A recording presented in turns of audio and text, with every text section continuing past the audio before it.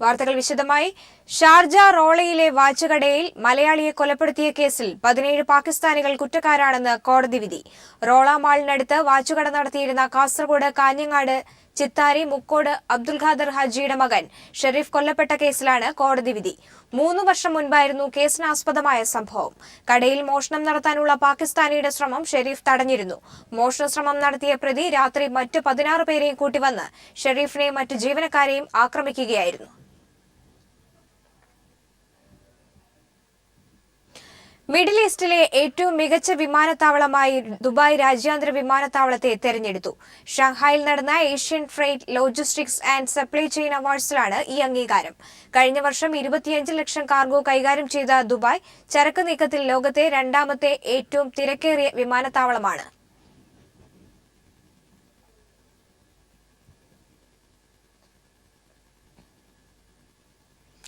പാചകവാതക pipe line പൊട്ടിത്തെറിച്ച് കരാമയിലെ Malayali restaurant കത്തിനശിച്ചു. ഒരാൾക്ക് പരിക്കേറ്റു. കോഴിക്കോട് സ്വദേശി മുഹമ്മദ് ബഷീറിന്റെ ഉടമസ്ഥതയിലുള്ള ഉസ്താദ് ഹോട്ടലാണ് പൂർണ്ണമായും കത്തിയത്.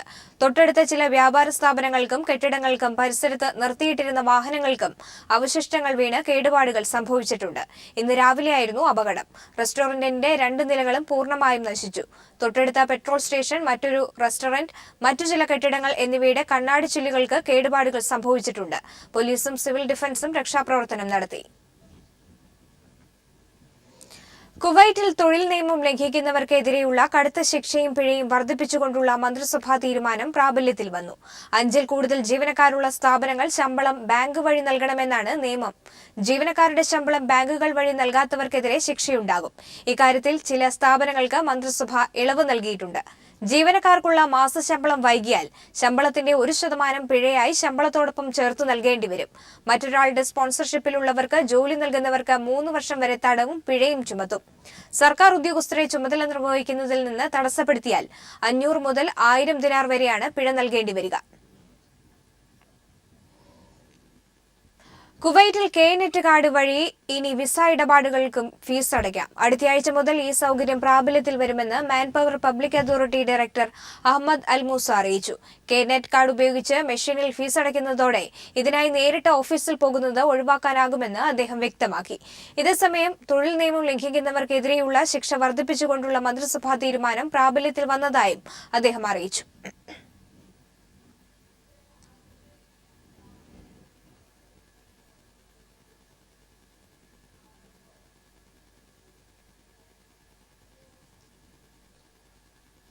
കുവൈറ്റിലെ ജലീബ് അൽ ഷുയൂക്കിൽ കുവൈറ്റ് ഫയർ ബ്രിഗേഡിന്റെ നേതൃത്വത്തിൽ തൊഴിലാളികൾക്ക് നോമ്പുതുറ സംഘടിപ്പിച്ചു. പ്രവാസി തൊഴിലാളികൾ തിങ്ങിപ്പാർക്കുന്ന ജലീബിലെ പാതയോരത്താണ് നോമ്പു തുറക്കാനുള്ള ഭക്ഷണപ്പൊതികൾ കുവൈറ്റ് ഫയർ ബ്രിഗേഡ് ജീവനക്കാർ വിതരണം ചെയ്തത്.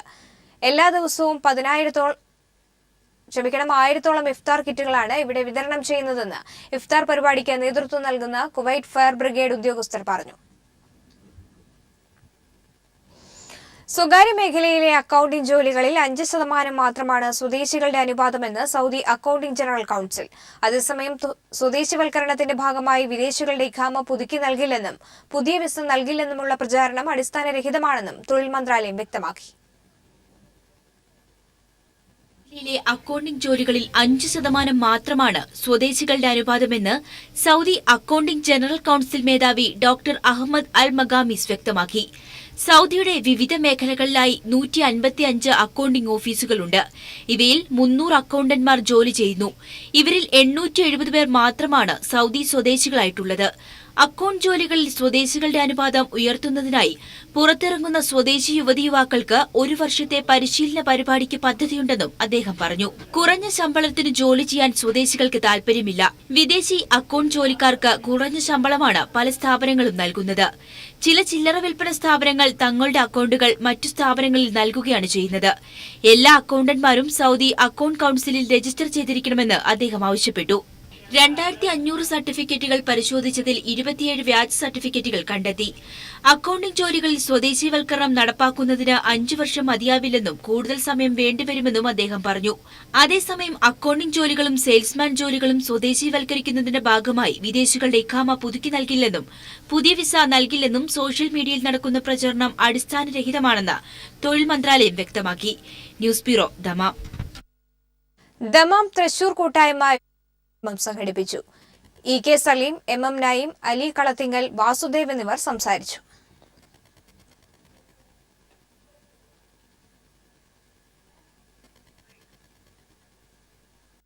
തിരികെ വാർത്തയിലേക്ക്. തലശ്ശേരി കുട്ടിമാക്കുൽ സംഭവത്തിൽ CPIM നേതാക്കൾക്കെതിരെ യുവതികൾ മൊഴി നൽകിയിട്ടില്ലെന്ന് സംസ്ഥാന പട്ടികജാതി കമ്മീഷൻ. കുട്ടിമാക്കുലിൽ നടന്നത് ദളിത് പീഡനമായി വിലയിരുത്തുന്നില്ലെന്ന് ദേശീയ പട്ടികജാതി പട്ടികവർഗ കമ്മീഷൻ ഡയറക്ടർ ഗിരിജയും യുവതിയെ സന്ദർശിച്ച ശേഷം പറഞ്ഞു. കുട്ടിമാക്കുലിൽ നടന്നത് പ്രാദേശികമായി ഉണ്ടായ ചില തർക്കങ്ങളാണെന്നും കമ്മീഷൻ വ്യക്തമാക്കി. തലശ്ശേരി കുട്ടിമാക്കുലിൽ ദളിത് സ്ത്രീകളെ മർദ്ദിച്ചുവെന്ന പരാതിയിൽ സംസ്ഥാന പട്ടികജാതി പട്ടികവർഗ കമ്മീഷനും ദേശീയ പട്ടികജാതി പട്ടികവർഗ കമ്മീഷനും അന്വേഷണം നടത്താനായി തലശ്ശേരിയിലെത്തി. ഇരുവരും പെൺകുട്ടികളെ ആശുപത്രിയിൽ കാണാൻ പോയ ശേഷം ഗസ്റ്റ് ഹൌസിൽ രാജന്റെ അയൽവാസികളും ബന്ധുക്കളും നൽകിയ പരാതികളും സ്വീകരിച്ചു. രാജന്റെ കുടുംബത്തിൽ നിന്നും തങ്ങൾക്കേറ്റ പീഡനങ്ങൾ കമ്മീഷനെ ബോധിപ്പിക്കാനാണ് ഇവരെത്തിയത്. ഇരുവരുടെയും പരാതികൾ കേട്ട ശേഷം കമ്മീഷൻ പറഞ്ഞത് ഇപ്രകാരമായിരുന്നു. പട്ടികജാതി വിഭാഗം തിങ്ങിപ്പാർക്കുന്ന സ്ഥലമാണിത്. ചെറിയ തർക്കങ്ങളാണ് വലിയ പ്രശ്നമായി മാറിയത്. കഴിഞ്ഞ കാലങ്ങളിൽ രാജനും കുടുംബവും നൽകിയ പരാതിയിൽ പോലീസിന് പരിഹാരം കാണാൻ കഴിയാത്തതാണ് പ്രശ്നം ഈ രീതിയിൽ എത്തിച്ചതെന്നും കമ്മീഷൻ പറഞ്ഞു. അതേസമയം CPIM നേതാക്കൾക്കെതിരെ പെൺകുട്ടികൾ മൊഴി നൽകിയിട്ടില്ലെന്നും കമ്മീഷൻ പറഞ്ഞു. ഞങ്ങൾക്ക് ഈ ആത്മഹത്യക്ക് ശ്രമിച്ചു എന്ന് പറയുന്ന കുട്ടി ഞങ്ങൾക്ക് തന്ന മൊഴിയിൽ ജയിലിൽ പോയതുകൊണ്ടും ജയിലിൽ കിടക്കേണ്ടി വന്നതുകൊണ്ടും ഉണ്ടായ മാനസിക സംഘർഷം കൊണ്ടാണ് ഇനി ജീവിക്കേണ്ടതെന്ന് പറഞ്ഞ് ആത്മഹത്യക്ക് ശ്രമിച്ചതെന്നാണ് ആ കുട്ടി ഞങ്ങളോട് പറഞ്ഞത്. ഒരാളുടെയും പേരെടുത്ത് പ്രത്യേകിച്ച് പറഞ്ഞു. അങ്ങനെ ആരുടെയും പ്രേരണയോ ആർക്കെങ്കിലും ഒരു പ്രേരണ കുറ്റം ചെലുത്തിയതായിട്ട് പറഞ്ഞിട്ടില്ല. ഇതൊരു ദളിത് പ്രശ്നമായി കാണാൻ കഴിയില്ലെന്നാണ് ദേശീയ പട്ടികജാതി പട്ടികവർഗ കമ്മീഷൻ കേരള ഘടകം ഡയറക്ടർ ഗിരിജ പറഞ്ഞത്. ദളിത് പ്രശ്നമാണെന്നങ്ങ് ഊന്നി പറയാൻ ഒക്കണില്ല. മിക്കവാറും പേഴ്സണലായിട്ട് എന്തെങ്കിലുമൊക്കെ കാണുമായിരിക്കും, നോട്ട് പൊളിറ്റിക്കൽ. ഈ പ്രദേശത്തെ ദളിത് കുടുംബങ്ങൾക്ക് ചില പ്രശ്നങ്ങളുണ്ട്. അത് ആരെങ്കിലും മുൻകൈയെടുത്ത് പരിഹരിക്കണം. CPIM നേതാക്കൾക്ക് ഇതിൽ പങ്കുള്ളതായി തനിക്ക് കണ്ടെത്താനായിട്ടില്ലെന്നും ഗിരിജ പറഞ്ഞു. PV Joshila, news bureau, Kannur. Thalassery സംഭവത്തിൽ ദളിത് പെൺകുട്ടി അഞ്ജനയുടെ പരാതിയിൽ AN ഷംസീർ MLAയ്ക്കും PP ദിവ്യയ്ക്കുമെതിരെ തലശ്ശേരി പോലീസ് കേസെടുത്തു. ആത്മഹത്യാ ശ്രമത്തിന് അഞ്ജനയ്ക്കെതിരെയും കേസെടുത്തിട്ടുണ്ട്.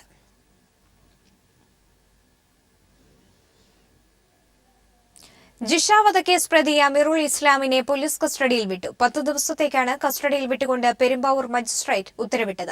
അമീറുലിനെ ആലുവ പോലീസ് ക്ലബ്ബിലെത്തിച്ച് വിശദമായി ചോദ്യം ചെയ്തു വരികയാണ്. കൊലയ്ക്ക് ഉപയോഗിച്ച ആയുധം കണ്ടെടുക്കണമെന്ന് പോലീസ് സമർപ്പിച്ച കസ്റ്റഡി അപേക്ഷയിൽ പറയുന്നു. അപേക്ഷയുടെ പകർപ്പ് പീപ്പിൾ TVക്ക് ലഭിച്ചു.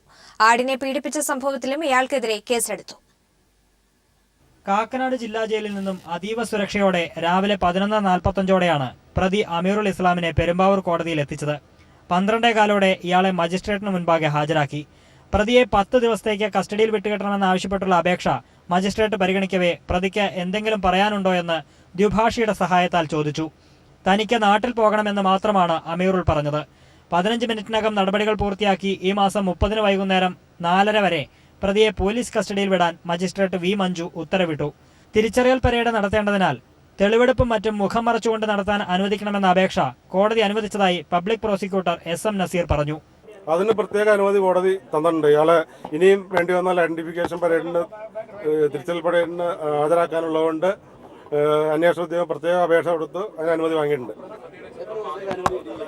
പുറത്ത് വിട്ട് കഴിഞ്ഞാൽ അന്വേഷണത്തെ ബാധിക്കും. ഇനി തിരിച്ചറിയാനുള്ളവരൊക്കെ ഫോട്ടോ കണ്ടാൽ പിന്നെ തിരിച്ചറിയൽ പരേഡ് കൊണ്ട് അർത്ഥമില്ല. ആയതുകൊണ്ടാണ് മുഖം മറയ്ക്കാൻ പ്രത്യേക അനുമതി വാങ്ങിയത്. കോടതിയിൽ നിന്നിറക്കിയ പ്രതിയെ ആലുവ പോലീസ് ക്ലബ്ബിലെത്തിച്ച് വിശദമായി ചോദ്യം ചെയ്തു വരികയാണ്. അതേസമയം കൊലയ്ക്കുപയോഗിച്ച ആയുധവും വസ്ത്രങ്ങളും കണ്ടെടുക്കണമെന്ന് പോലീസ് സമർപ്പിച്ച കസ്റ്റഡി അപേക്ഷയിൽ പറയുന്നു. തിരിച്ചറിയൽ പരേഡും അന്യ സംസ്ഥാനങ്ങളിലും മറ്റും കൊണ്ടുചെന്ന് തെളിവെടുപ്പ് നടത്താനും ഇയാളുടെ ഒളിത്താവളങ്ങൾ കേന്ദ്രീകരിച്ച് അന്വേഷണം നടത്തണമെന്നും കസ്റ്റഡി അപേക്ഷയിൽ പറയുന്നു. പോലീസ് കസ്റ്റഡിയിൽ തിരിച്ചറിയൽ പരേഡ് നടത്തിയ ശേഷം തെളിവെടുപ്പ് നടത്താനാണ് അന്വേഷണ സംഘത്തിന്റെ തീരുമാനം. News bureau, Kochi. തലശ്ശേരി സംഭവത്തിലെ മുഖ്യമന്ത്രിയുടെ പ്രസ്താവനയിൽ ആശ്ചര്യം തോന്നുന്നതായും സംഭവത്തെ നിസ്സാരവൽക്കരിക്കുകയാണെന്ന് മുഖ്യമന്ത്രി ചെയ്യുന്നതെന്നും പ്രതിപക്ഷ നേതാവ് രമേശ് ചെന്നിത്തല പറഞ്ഞു. കണ്ണൂരിൽ ദളിത് യുവതികൾക്ക് നേരെ ഉണ്ടായ സംഭവത്തെ മുഖ്യമന്ത്രി നിസ്സാരവൽക്കരിക്കുകയാണ്. 1.5 വയസ്സുള്ള ഒരു കുട്ടിയുമായി അമ്മ ജയിലിൽ പോയത് പണ്ടും ഇങ്ങനെ ആളുകൾ പോയിട്ടുണ്ടല്ലോ എന്നാണ് അദ്ദേഹം പറഞ്ഞത്. പണ്ട് അങ്ങനെ പോയിട്ടുണ്ടെങ്കിൽ അത് ഇല്ലാതാക്കുക എന്നുള്ളതാണ് ഭരണാധികാരികളുടെ ചുമതല. മുഖ്യമന്ത്രി പാർട്ടിക്കാർ പറയുന്ന അതേ കാര്യങ്ങൾ ആവർത്തിക്കുന്നത് ഒരിക്കലും ശരിയല്ല. മന്ത്രിസഭായോഗ തീരുമാനങ്ങൾ വിവരാവകാശ നിയമപ്രകാരം പരസ്യപ്പെടുത്തണമെന്ന് മുഖ്യ വിവരാവകാശ കമ്മീഷണർ.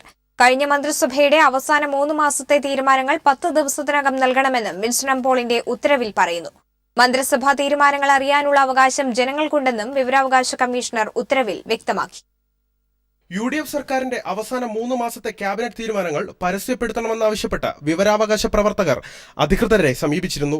മന്ത്രിസഭായോഗ തീരുമാനങ്ങളിൽ നടപടിയാകും വരെ അവ പരസ്യപ്പെടുത്താനാവില്ല എന്ന വിശദീകരണമായിരുന്നു മറുപടിയിൽ നൽകിയത്.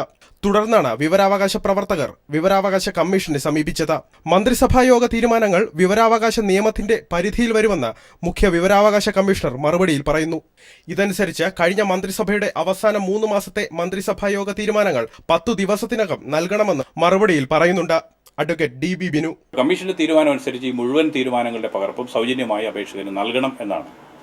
അതോടൊപ്പം തന്നെ ക്യാബിനറ്റ് ഒരു തീരുമാനമെടുത്തു കഴിഞ്ഞാൽ ആ തീരുമാനം ഒഫീഷ്യൽ വെബ്സൈറ്റിൽ സ്വമേധയാ പ്രസിദ്ധീകരിക്കണം എന്നുള്ളത്. ഈ വിവരം ലഭിക്കുന്നതിന് വേണ്ടി സർക്കാർ ഓഫീസുകൾ കയറി ഇറങ്ങി നടക്കേണ്ട ഒരു അവസ്ഥ ജനങ്ങൾക്കുണ്ടാകാൻ പാടില്ല. മന്ത്രിസഭായോഗ തീരുമാനങ്ങൾ 48 മണിക്കൂറിനകം ഗവൺമെന്റിന്റെ ഔദ്യോഗിക വെബ്സൈറ്റിൽ പ്രസിദ്ധീകരിക്കണമെന്നും മുഖ്യ വിവരാവകാശ കമ്മീഷണർ വിൻസൻ പോൾ ഉത്തരവിൽ പറയുന്നു. News bureau, Kochi. കൈക്കൂലി കേസിൽ നടപടിയെടുത്തില്ലെന്ന പരാതിയെ തുടർന്ന് SP R നിശാന്തിനിക്കെതിരെ ദ്രുത പരിശോധന നടത്താൻ ഉത്തരവ്. മൂവാറ്റുപുഴ വിജിലൻസ് കോടതിയുടേതാണ് ഉത്തരവ്. മൂവാറ്റുപുഴ RDO കൈക്കൂലി വാങ്ങുന്നുവെന്ന പരാതിയിൽ വേഗത്തിൽ നടപടിയെടുത്തില്ല എന്നതാണ് പരാതി.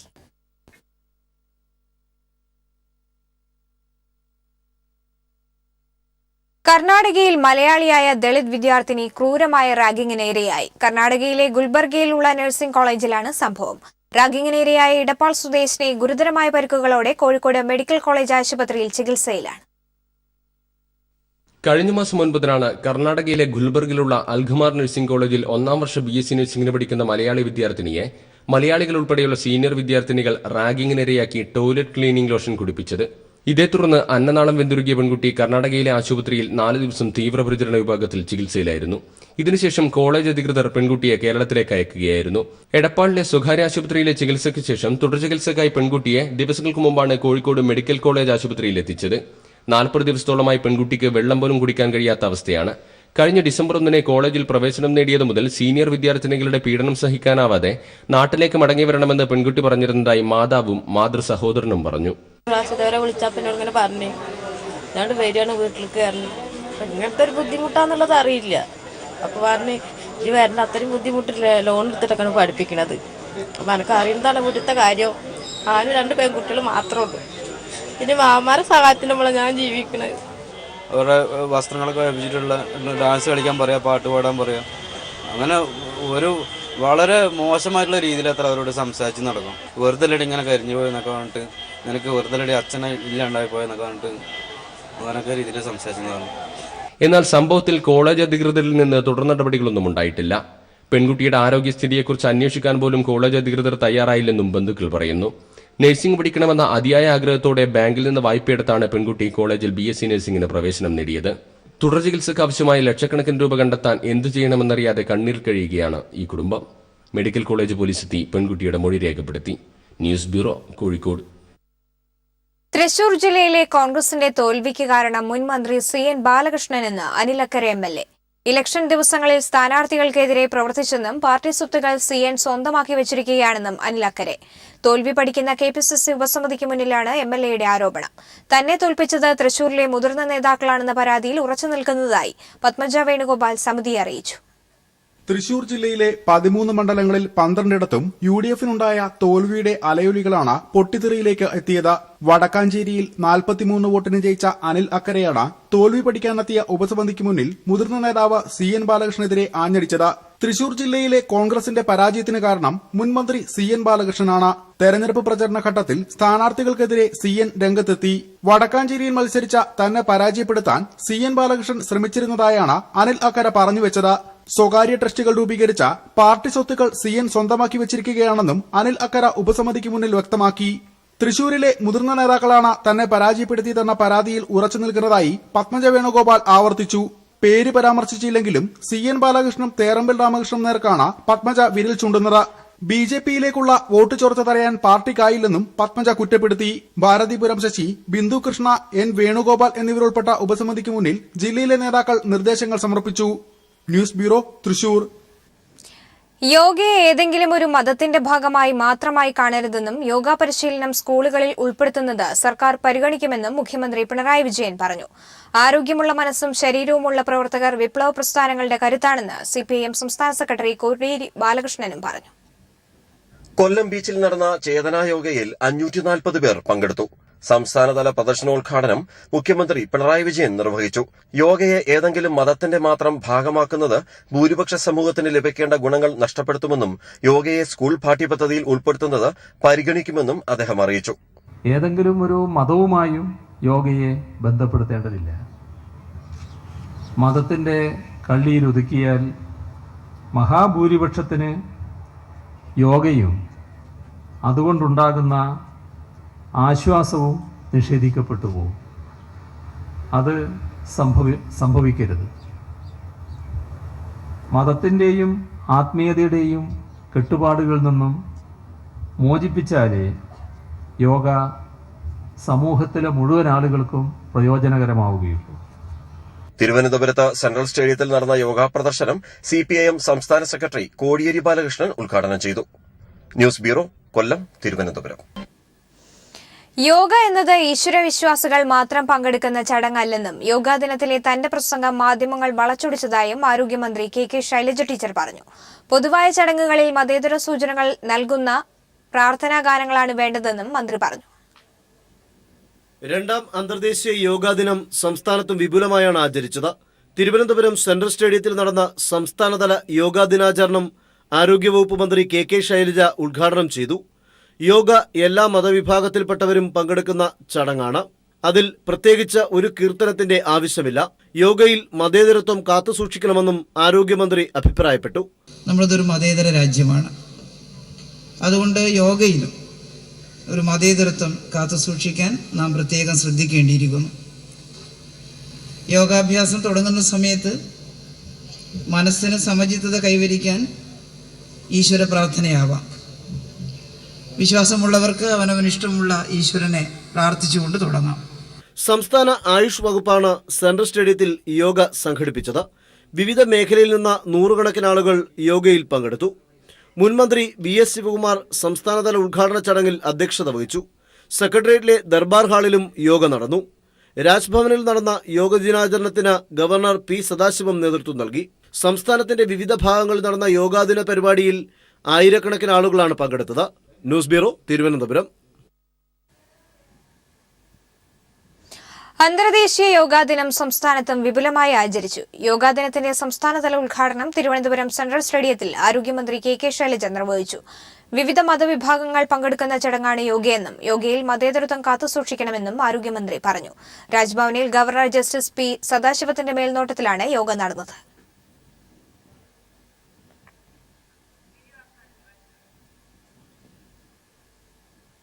റംസാൻ കാഴ്ചകൾ.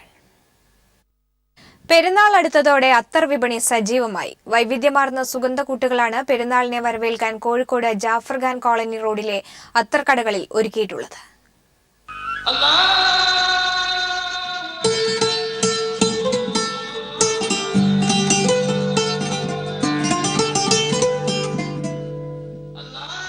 ഓരോ പെരുന്നാളും വിവിധങ്ങളായ മണങ്ങളുടേതാണ്. ബിരിയാണിയുടെയും കുരുമുളകിട്ട് വറ്റിച്ച പോത്തിറച്ചിയുടെയും കനകമൈലാഞ്ചിയുടെയുമെല്ലാം. നോമ്പുകാലത്ത് നിഷിദ്ധമായതിനാൽ വ്രതാനുഷ്ഠാനത്തിനൊടുവിലെ പെരുന്നാൾ പകലിൽ പൂശുന്ന അത്തറിന് ഒരു നോമ്പുകാലത്തിന്റെ ഓർമ്മകളുടെ ഗന്ധമാണ്. പത്തേമാരികൾ തീരത്തോടടുത്ത ആ കാലത്തു തന്നെ കേരളത്തിൽ വഴിഞ്ഞൊഴുകിയതാണ് ഊതിന്റെയും അത്തറിന്റെയും മാസ്മരിക ഗന്ധം. അക്കാലത്തെ ഗൾഫുകാരന്റെ മാത്രമായിരുന്നു ആ പരിമളം. കാലക്രമേണ മലയാളികളുടെ ശരീരത്തോട് ആ സുഗന്ധക്കൂട്ട് ചേർന്നു നിന്നു. ഇത് UP ആസാമിൽ നിന്നൊക്കെ പിന്നെ ഡിസ്പ്ലേ ചെയ്തിട്ട് വരുന്നതാണ്. ശരിക്കും ഈ ചന്ദനം വാറ്റുന്ന മാതിരി തന്നെയാണ് ഈ ഊതിന്റെ അത്രക്ക് വാറ്റുന്നത്. നോമ്പിന്റെ അവസാന പത്തിലാണ് അത്തർ വിപണി സജീവമാകുക. ഊതത്തറിനാണ് ആവശ്യക്കാരേറെ. ഇതിന് വിലയും കൂടും.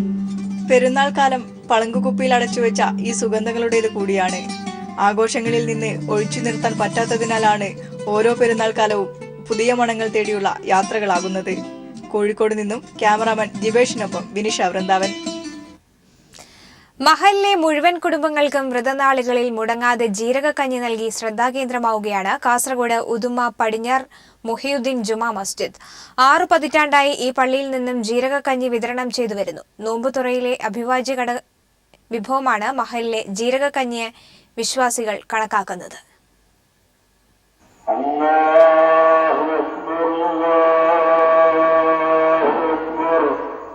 വിവിധ പാനീയങ്ങൾക്കും പലഹാരങ്ങൾക്കും പഴവർഗ്ഗങ്ങൾക്കുമൊപ്പം ഒരു വിശിഷ്ട വിഭവം കൂടിയുണ്ട് ഉദുമ പടിഞ്ഞാറ് മുഹായുദ്ദീൻ ജുമാ മസ്ജിദ് മഹലിലെ കുടുംബങ്ങളിലെ നോമ്പുതുറയ്ക്ക്. പള്ളിയിൽ നിന്നും എല്ലാ ദിവസവും മുടങ്ങാതെ ലഭിക്കുന്ന ജീരകക്കഞ്ഞിയാണിത്.